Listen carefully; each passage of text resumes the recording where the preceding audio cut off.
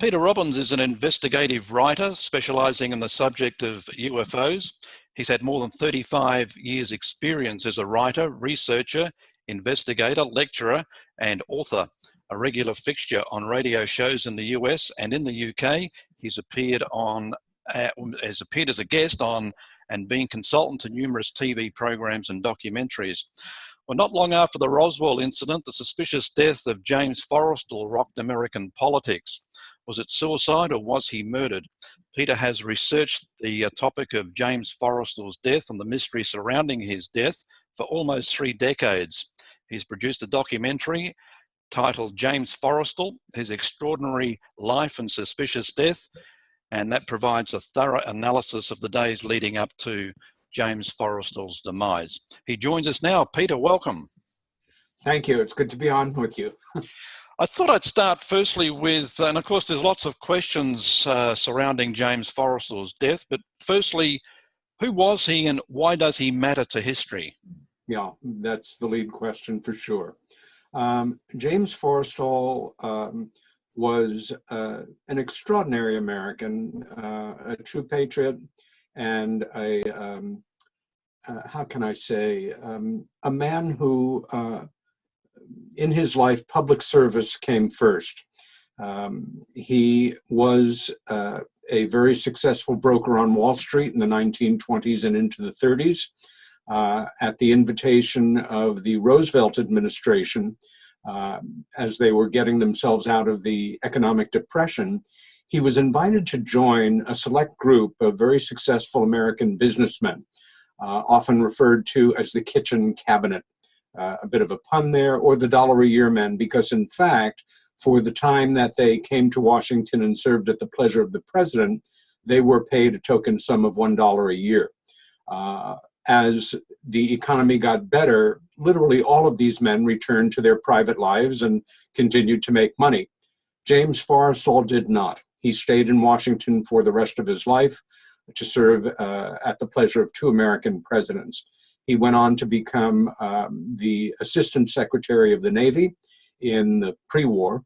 And then toward the end of the war, when the Secretary of Navy died of a heart attack, he became the Secretary of Navy. One of the things that distinguishes him as a public person was in that official capacity as a cabinet secretary, he did not remain at his desk in the Pentagon. He was at the Battle of Leyte Gulf, Iwo Jima, Tokyo Bay. He continued to put himself in harm's way, was an extraordinary team player, seemed to thrive in the high-stress atmosphere of Washington during the war. In April of 1945, President Roosevelt died. President Truman was sworn in. And after the war, Truman selected Forrestal to dismantle America's old War Department, which had been in place since the Revolutionary War, and create a new entity that became known as the Department of Defense. He could have chosen a gilt-edged committee of individuals, more than qualified to do it, but he selected this one man, and by all accounts, Forrestal did a brilliant job, and we have the legacy in terms of our modern military defense establishment here in the United States. In the spring of 1947, President nominated him to be the first Secretary of Defense.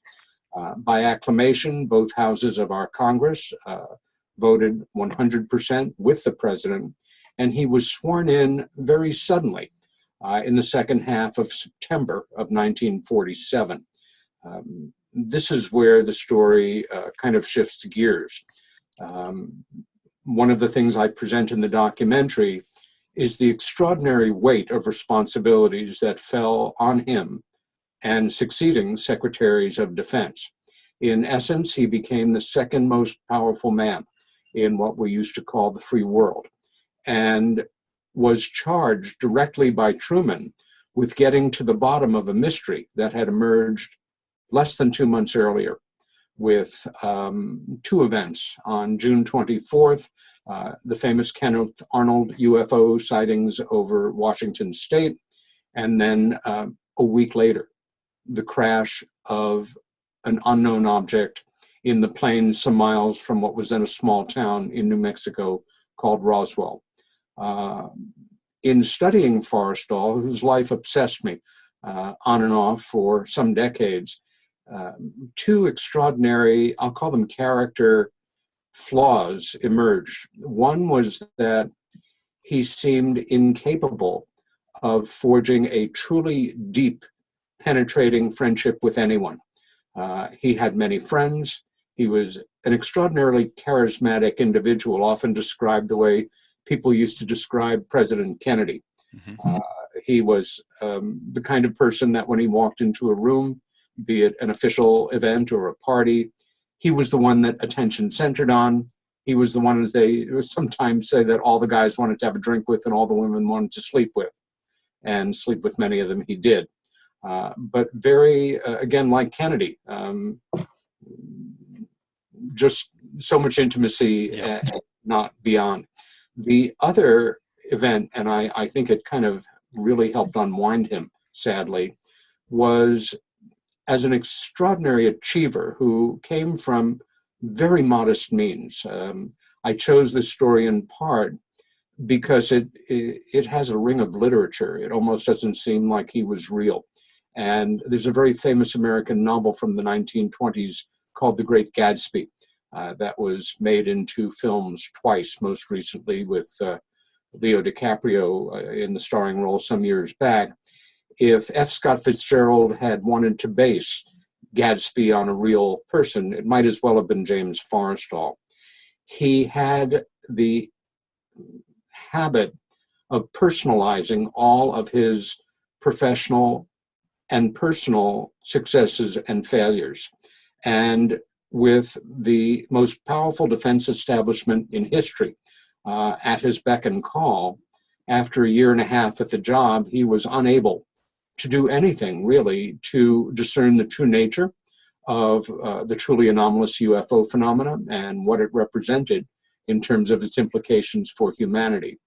Most of us who are hard workers and try to do our best, if we fail at something or don't meet our or the assigned goals that we've been given in life or work, we still actually or allegorically will go home that night, have dinner with the husband and wife or whomever, pet the dog, watch some television, and try to do a better job next day.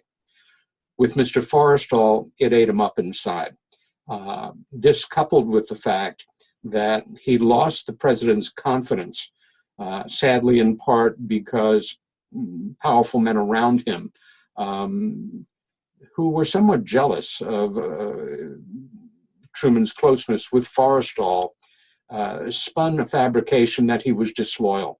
Not only was that not true, but here was a man who probably would have willingly died for the two presidents that he served. He was a true patriot and an extraordinarily public-spirited citizen. The fact was, he knew everything that Truman knew about the UFO phenomena.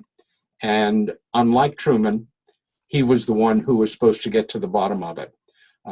If we're to believe the official account, whatever was building up inside him, that turmoil, really unwound literally the day that he stepped down as the first Secretary of State and the second Secretary of State came in.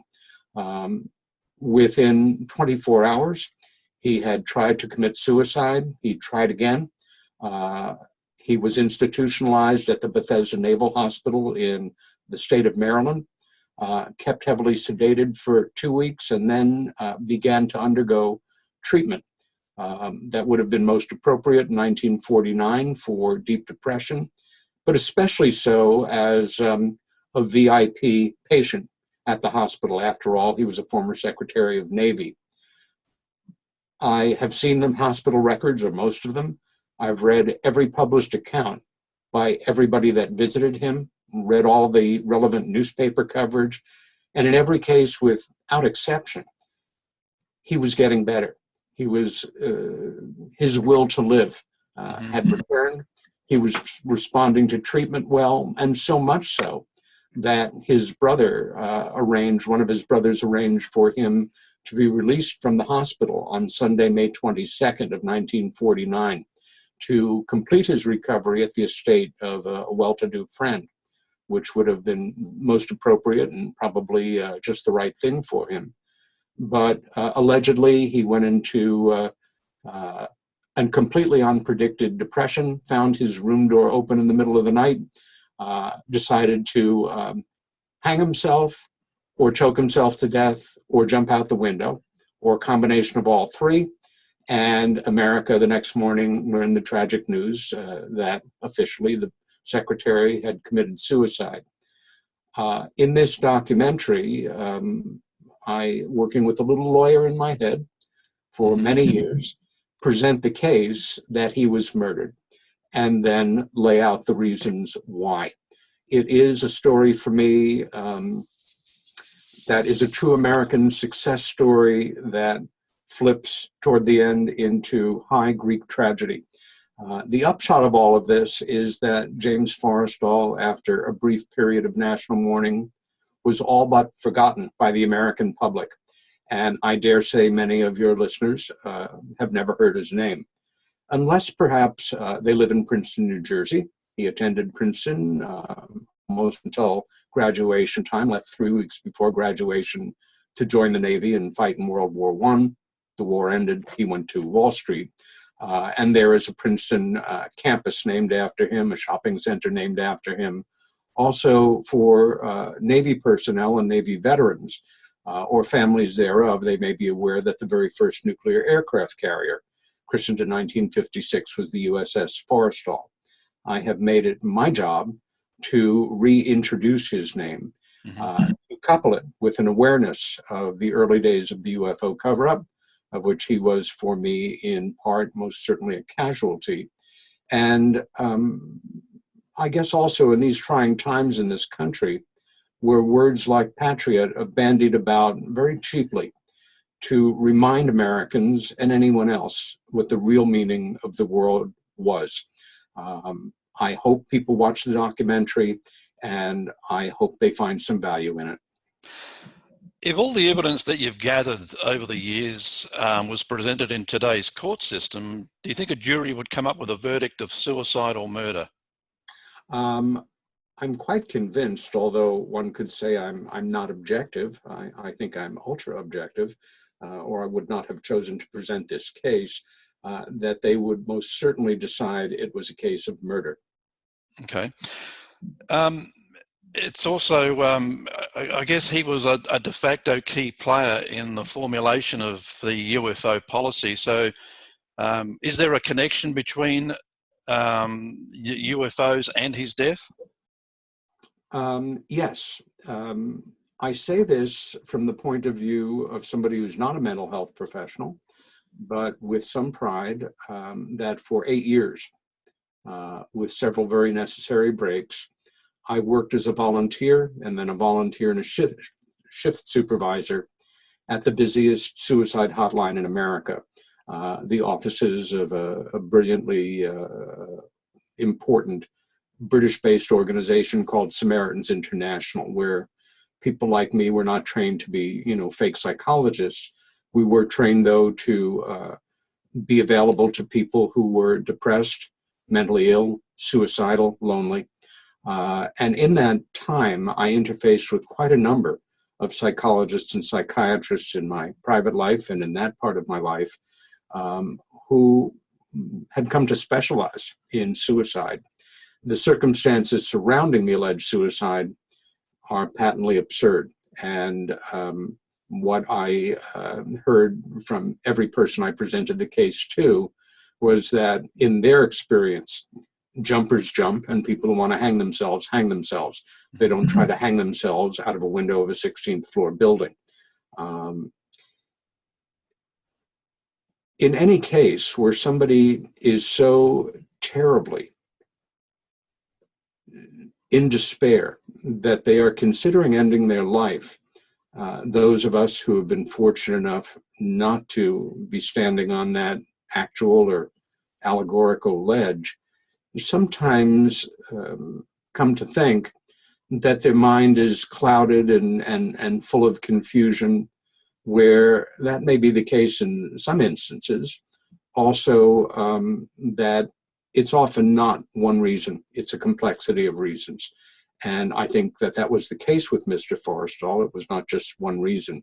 However, I have come to believe incontrovertibly that a major consulting reason was the tremendous sense of personal failure that he had, and the understanding that in the minds of very powerful individuals in Washington, by having a nervous breakdown, and a very public one at that, that he could not only no longer be trusted, but that he knew where all the bodies were buried, if you know what I mean. He knew all the secrets and what happened if he recovered and then had a relapse. I think James Forrestal not only understood this, but it was so clear to him that in his mind, as a patriotic American who had done his best and failed miserably in his estimate, that he knew he had to die. And the two instances of suicide that sadly I was able to fully document leading up to his institutionalization was him acting like a good Roman soldier and trying to throw himself on his sword, but literally stopped by individuals around him who cared. Yep. When he began to truly recover and regain his will to live, he signed his own death warrant. And as I make note of in the documentary, I think it's fair to say that the individuals who would have had to have been very highly placed, who forced him out that 16th floor window, may well have had great respect and admiration for him. But as they say in the mob, it's nothing personal, it's just focus. He had to go. Let's also remember here that now in current day America, and I feel around what we refer to as the first world, every single one of us either has been or knows somebody, be it a family member, a friend, a business associate, a neighbor, who has seen a therapist or a psychiatrist or a counselor or a psychologist at one time or another, or their kids have. Going back to 1949, this was not only not the case, but probably 99 out of 100 Americans had never known anybody who had put themselves into this kind of position. As Archie Bunker used to say, you know, you got to be crazy to see a psychiatrist. It was simply not done. And as you study Forrestal's life, he really emerges as kind of an ultimate alpha male. Yep. He was not just somebody who kept in shape. He was a very competitive tennis player, a professional level golfer. He was a passionate amateur boxer, even into his serious career. It was a sport that he loved very much. He was charismatic. He was tough. When he was in university, he had his nose broken in an amateur boxing match, and he decided not to have it reset because he thought it would make him look tougher in life, and you see photos of him. However, he was also a very sensitive soul. He studied the classics at Princeton. One of the major accounts that emerges surrounding the evening of his death was when looked in by an attendant. He was copying a Sophocles poem out of an anthology onto hospital stationery. And all of these factors count in the tragedy that emerged. He also, during the days leading up to his death, or maybe even well before, reports that he was concerned about being followed by foreign-looking men, and there's reports suggesting that they resembled the infamous Men in Black. I mean, is there any truth to that? Yes and no. I was extremely careful in pulling together what amounted to 30 plus years on and off of research, of keeping away from rumors, myths, legends, even very popular ones with a hint a possibility behind them somewhere. For example, there are, with him and Truman, there are several days in their daily logs in July of 1947 where they're not accounted for. Did he visit Roswell in July of 1947? He may have, but I cannot say that with certainty, so I build on other things. There's a very fine film about another major player in Roswell, Major Jesse Marcel Sr., the Roswell Army Airfield Base intelligence officer, whose life was destroyed, literally destroyed, by his being the military individual to follow up on his base commander's orders and to let the world know that they had parts of a crashed, truly anomalous UFO. He was forced the next day to pose with fragments of a mobile weather balloon, and that photograph went out to papers all over the world. Jesse became an alcoholic and chronically depressed. I'm off on a tangent here. The reason I bring it up, though, is because a good friend of mine, a brilliant artist and filmmaker and writer, a true Renaissance man, Paul Davids, made a very fine film some years ago called Roswell about Jesse. However, there is a sequence in it where an actor playing James Forrestal is in a secret location in Roswell looking through a glass window into a room with a gray type alien. And the implication in the scene is that this being got into his head, and that was what destabilized him. Forrestal reported in the days leading up to his breakdown, two Navy officials, his servant, who the FBI took an account from, that he was concerned about strange men possibly being on the property. I don't remember any description of how they were dressed, but they might as well have been, or at least allegorically, men in black, so to speak. As they say, though, you don't have to be paranoid to know that somebody is following you. Exactly. He had a shaky relationship with the Air Force Secretary at the time, William Symington. Did this have any bearing on his eventual demise? There was a secret conversation that took place the day he stepped down, and Symington, I think, pulled him aside and said something to him that reports say really, really worried him. That's a very good question. Is Stuart Symington, and he was the first Secretary of the Air Force. One has to remember that until the reorganization under Forrestal, there was a department of the Department of War, Department of the Army, Department of the Navy.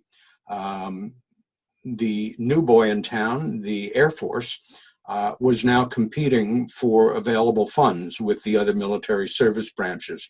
And Symington was particularly aggressive in the manner that he did it, adding stress to Forrestal's life. Immediately following the change of command ceremony, indeed, Symington was heard saying to Forrestal, quote unquote, "There's something I would like to talk to you about." Nobody knows the conversation that followed, but Forrestal was noted sometime later to have disappeared from the room, and a thorough search followed within that very large building for him. He was found in his old office, sitting behind his desk, and when whomever the individuals were opened the door, the accounts are that he was literally sitting at the desk, staring at the wall, repeating the phrase, "You are a loyal fellow. You are a loyal fellow." Peter, was Forrestal a member of the MJ12 Group? He was. In taking this subject on for the documentary, I made a decision based on 30 years of arguing among ufologists and historians about the reality viability of this ultra top secret, above top secret, so to say, working group that we are to understand that President Truman created in response to trying to get to the bottom of the event. MJ12 broke in, I believe, the spring of 1987. It's quite a legendary story in ufology, whereby Stanton Friedman, a researcher named Jamie Chandray, and a legendary spook.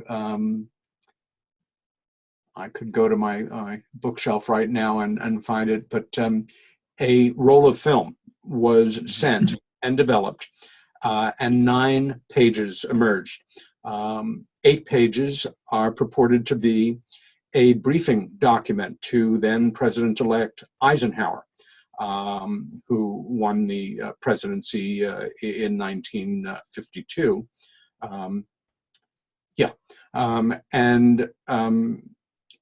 It lays out a brief history of the UFO phenomena.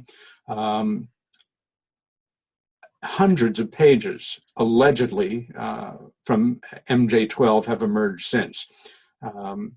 I have some real issues with the reality or the viability of many of these documents. However, I should say so many of them are so intriguing for the reason that if they're fake, they're not, you know, something that was knocked out in somebody's basement on a period typewriter. They are remarkable in terms of mimicking or illustrating linguistic and writing quirks among people as well known as Robert Oppenheimer and Albert Einstein. For example, many of us, when we write, will have a habit of inverting a preposition, or substituting a semicolon for a colon, things like that, which leads me to feel ultimately over the years that if they're fake, they're intriguing in the level of care that was done to create them. But when all comes down to it, I have to concur with my late friend, mentor, and colleague Stanton Friedman, who really did extraordinary research into the subject and was able to locate 2 documents in the National Archives referring to a working group called MJ12, not surprisingly, not referring to what it was about. The 9th page that emerged in this original release was a letter from a very brief letter marked eyes only from President Truman to then new Secretary of Defense Forrestal, requesting that he move ahead in the matter discussed with all possible speed. It would have made sense, of course, for such a working group to exist. And like many of my colleagues, once the information had come out, I made it my business to start to research the lives of these various men. Again, this goes back to '87. We're in pretty much pre-digital times. I have notebook after notebook of cut and paste, of excerpts from out-of-print memoirs. Would these men have likely have been the ones that Truman would have chosen? Were they qualified for their jobs? Were there connections between them in real life? And in all cases, the answer is yes. And Forrestal was certainly among them. Yeah. The possible smoking gun and all this, as far as evidence goes, was his diary. Was that ever recovered? Yes and no. Unlike most of us who have kept diaries, the image that comes to mind is a little book with a lock on it, like a high school girl might keep for her secrets. Mr. Forrestal's marriage was bust from the start. His wife, Josephine Ogden, was a very beautiful woman. She was an editor at Vogue magazine, a former Ziegfeld Follies showgirl. It was a very, big society marriage, but he did not, I'm sorry, I just completely got distracted. There's no way I can, I know what I can do to get rid of that sound. Hold, okay. Yep. He married a woman named Josephine Ogden. And is that a good place to start? Yeah. Okay, once again. James Forrestal married a woman named Josephine Ogden, who came from a distinguished old Southern family that was now financially kind of with its back to the wall, but she had the right pedigree he was looking for. She was a beautiful woman, an editor at Vogue magazine, a former Ziegfeld Follies showgirl, and the marriage was kind of hollow from the start because he began seeing other women almost immediately. She had her own lovers after that, and he had very little to go home to at night. But he wanted a record of his public life. And so after work, and he would often work till about 8 or so at night, and then stay at the Pentagon till midnight, a naval secretary would come in and he would dictate to him everyone he had met during the day, the subject of their conversations, his observations about the people that he was dealing with. And so it went. In January of 1949, 2 months before he was due to step down as the Secretary for Defense, he contacted the White House. And kind of an unusual request, he asked the White House to take possession of his quote-unquote diary. At this time in American history, high-level bureaucrats would often take all of their paperwork with them. Forrestal refused to do this, and his reason was there were too many secret and top secret papers in this archive. The diary was said to have filled a standard filing cabinet, and that was confirmed by the investigative reporters at the New York Times who did the actual work on this back then. I calculated that a foot, counting across the tops of sheets of paper, and depending on whether it was onion skin or, you know, the kind of paper that we use today, would be about 2,000 pages. So we had some tens of thousands of pages that constituted this diary. In 1951, obviously several years following his death, an American publisher, and I think I have it here, yeah, got permission to publish, so to say, the Forrestal diary. Okay. It was a national bestseller. It's a substantial book. It runs almost 600 pages, and it is excerpts from this actual diary. Interestingly, on the liner notes on the back of the book, the publisher discusses the fact that they were able to gain access to the 2,800 pages of his diary. Obviously, that's what they were given, and that's what they assumed was the number of pages. So it was already highly redacted. Obviously, there were things that were none of their business and that none of us should have been privy to. They were legitimately secret and top secret. However, what was presented as the diary to the American public was very much a deception. And almost needless to say, there was not even the hint of a reference to anything regarding the UFO phenomena. By the way, it's never gone back into print, but one can chase it down and use bookstores and on sites that deal with how to print books. And it makes very interesting reading. You get a very real picture of this man's incredibly sharp and observant mind as you read his accounts. Last question on James Forrestal. Given the sensitive nature of his death and the mysterious nature of it, have you had or do you get much pushback on your research? No.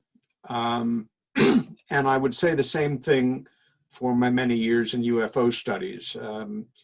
Occasionally we are made aware, usually by the individual themselves, that the government is watching them and tapping their phones and doing things to frighten them off. There was a period in the late 1980s where I was concerned about such things happening to me. I did have my telephone checked out professionally. I did learn that there was monitoring of the phone irregularly, and that was quite unnerving to me. nobody has ever come forward to try to quiet me about this, in part because I'm one guy. I've written quite a number of papers on Forrestal. I've published articles. I've spoken about him at different conferences around the country. I think the popular wisdom among those who move the chess pieces around is people like me are best left alone, because if something unforetold were to happen to me, that, even if it was completely explainable in conventional terms, there would certainly be a wider sphere of interest on possible dark doings.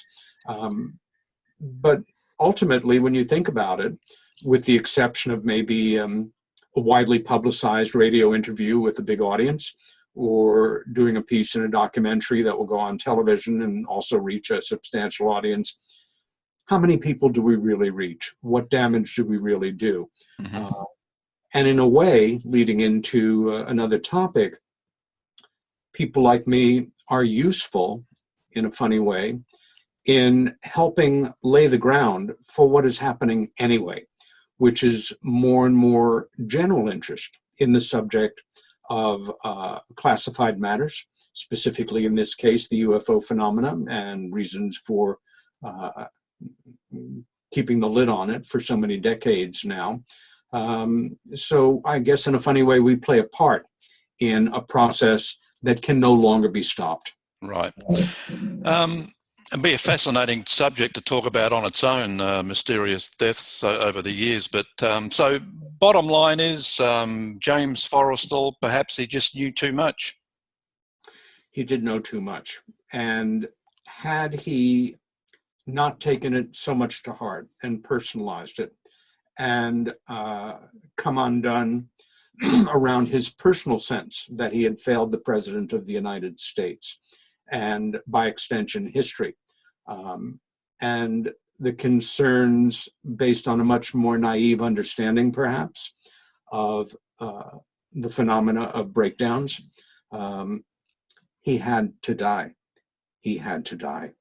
And that, for me, is one of the great American tragedies, and something that I am dedicated to trying to bring to public attention here and abroad. Lastly, Peter, just before you go, I'm asking everyone about their thoughts on disclosure. Do you have any thoughts on disclosure? And if it does happen, what do you think the world will look like post-disclosure? I certainly do have thoughts on it. I began my involvement in this subject in the mid-1970s. And with the advent of the internet and the advent, not that it's a good thing, of widely promoted views on conspiracies, often without the tiniest shred of factual information to back them up, in part led by the current presidents of the United States, it's become more than fashionable for people to bandy about any kind of theory, and much of it comes back to the UFO phenomena. It's fair to say, and this is my experience, that over the past decade especially, more and more people who previously would never have voiced any interest in this subject to friends, relatives, business associates, what have you, more and more people care less and less what other people think about what they think about the subject of UFOs. That's very healthy. There are now people who would never have, publicly voiced that they take the subject seriously, who are now quite outspoken about it, and a goodly percentage of them are retirement age and up. A good percentage of those who have some means to, they're not worried about what their boss is going to think, or even their neighbors. They're starting to go to the conferences, read the books, watch documentaries. I think for anybody who's waiting for that magic moment when the American government, where the secrecy began, and where the worst repression of any real information coming out, unlike many other governments at this point, waiting for them to come clean, shouldn't be holding their breath. part of the problem is that, let's just say we lived in a world where one world leader could simply come forward and make all this public, and maybe someday one of them will. But now it's much more complicated. Mm-hmm. A responsible world leader would have to network with other world leaders, with world religious leaders, leading figures in the world of psychology, the economy, science. It would have to be well coordinated. But hypothetically, if, let's say, the President of the United States, this president, the last president, the next president were to come forward on television one night in a special press conference and say, my fellow Americans and citizens of the world, it is my solemn duty to inform you, etc. They would be admitting by implication that every single president since Harry Truman, and including Harry Truman, was an unindicted co-conspirator Mm-hmm. in the greatest secret, the greatest deception in the history of humanity. And that's a touchy subject for powerful people. Yep. They also might have to admit, if pushed to it, how little they've actually learned. And let's face it, the people in these positions are very much the inheritors of the people that were there at the beginning, around Harry Truman in the summer of 1947. They're powerful white guys, and many of them with big egos and a certain fragility about being seen as wrong or weak or impotent in terms of getting to the bottom of this. So we're dealing with a certain kind of human frailty, as well as the real reality of how do you get this information out. Also, and this is something that I've gone up against with Stephen Greer, a well-known figure in the so-called disclosure movement. Mm-hmm. And I consider Steve Bassett, who I would say is central to this work, to be a good friend and an esteemed colleague, and somebody I have immeasurable respect for in his extraordinary dedicated quest to build a disclosure movement here and abroad. That there are problems that are not being fully thought out among those who are just pushing for disclosure per se. It's one thing to say we're not alone in the universe. It's another thing to say we are being visited by beings from other parts of the universe, other parts of the solar system, other dimensions, take your pick, without then getting into some of the really disturbing material that's associated with it. I became involved in this work because one of my sisters told me, again, back in the mid-70s, about very clear but fragmented memories of what we would now call an archetypical UFO abduction experience. It was completely destabilizing to me, and my obsession became manifest overnight, and my intended career kind of jumped the tracks, and here I am talking to you about this. The thing of it is, though, I very soon met and became good friends with a man named Bud Hopkins, Mm-hmm. who, this was some years before he published his first book on the subject, like me. He was a painter, a New York-based artist who had become very seriously interested in the subject. And I went on to become a friend of his for 35 years, probably more than half of that time, at least on and off, working as his assistant, and interfaced with hundreds of people over the years who had had this abduction experience. We have situations, many of them shockingly well documented, again, in terms you could bring to court, of hybrids, missing fetuses, stuff that's so disturbing and so difficult to find a willing audience willing to go through the documentation, the medical records, the interpersonal accounts of people associated. My point is, how do you dig half a hole? How do you just say we're not alone in the universe without opening this up in a way that will be to put it mildly, extremely anxiety-provoking to many people. Bud used to joke that if the secret ever did unwind and came out, attendance at churches, synagogues, and mosques would go up all over the world. Alcohol sales would go up all over the world. Drug taking would go up. Mental institution would have more and more folks in them. But it's not funny.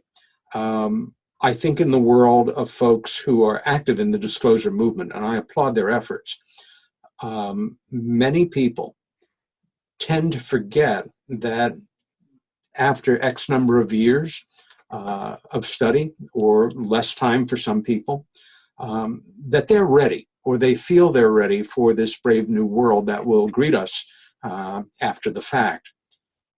What they're not considering is that we who take this seriously, we who feel we have enough information to brace ourselves for whatever implications happen, are ready, that we represent a very modest minority of our fellow citizens and the citizens of the world. Overall, primarily good people, working, following their dreams, trying to pay their bills, support their families, hope they have health coverage when they need it, that they have some kind of cushion to come back to when they retire. And this is going to be very difficult for a lot of regular folks. I've heard the argument, and it forms a substantial part of a paper I wrote some years ago, that particularly for people of faith, this is going to be a particular challenge because it will somehow interfere with or challenge their notions of their belief in God. I've come to feel that that is probably exaggerated, and that, if anything, it should substantiate the idea of creation and the miracle of creation, whether you see it from a purely theological point or from a secular point, as, you know, just the miracle of Darwinian evolution, that it should only reinforce that idea of that divine spark, call it God, if you will, that doesn't stop at the ionosphere, but goes out to the very edges of space and into different dimensions, possibly. It's all theoretical. Okay, Peter, thanks for your time. It's been a fascinating discussion, and good luck with the documentary, James Forrestal, His Extraordinary Life and Suspicious Death. Thank you. Peter Robbins, investigative writer, joining us today.